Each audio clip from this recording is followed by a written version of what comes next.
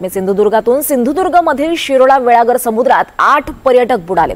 बुडालेल्या 8 पैकी 4 जणांचा मृत्यू झालाय तर 1 जण गंभीर आहे। अजून सुद्धा 3 पर्यटकांचा शोध सुरू आहे। सिंधुदुर्गमधील शिरोळा वेळागर इथल्या समुद्रात काल दुपारी 4:45 8 पर्यटक बुडाल्याची घटना घडली आहे। या 8 पर्यटकांपैकी 4 जणांचा मृत्यू झालाय तर 1 महिला ही गंभीर आहे। या महिलेला शिरोळा ग्रामीण रुग्णालय इथे दाखल करण्यात आलेलं आहे। उर्वरित 3 पर्यटकांचा शोध हा घेतला जातोय। बेळगाव इथून एक कुटुंब पर्यटनासाठी सिंधुदुर्ग जिल्ह्यात आलं होतं आणि याचा आढावा घेतला आमचे प्रतिनिधी गुरुप्रसाद दळवी यांनी।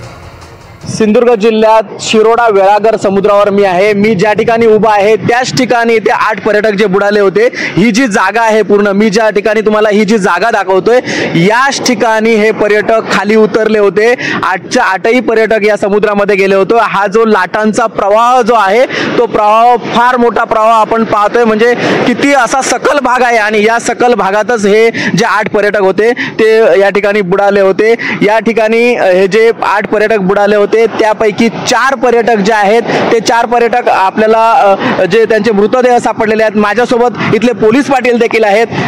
पोलीस पाटील साहेब, काय सांगाल, काय नेमकी घटना घडली? सध्या तुफानाची घंटा दिलेली आहे सरकारने आणि लाटांचा प्रवाह आहे तो जास्त असल्यामुळे तिथे जास्त लोक आले मौज मस्ती करण्यासाठी म्हणून ते इकडे समुद्रामध्ये उतरले, परंतु पाण्याचा प्रवाह जास्त असल्यामुळे ते इथे बुडून एक्सपायर्ड झाले।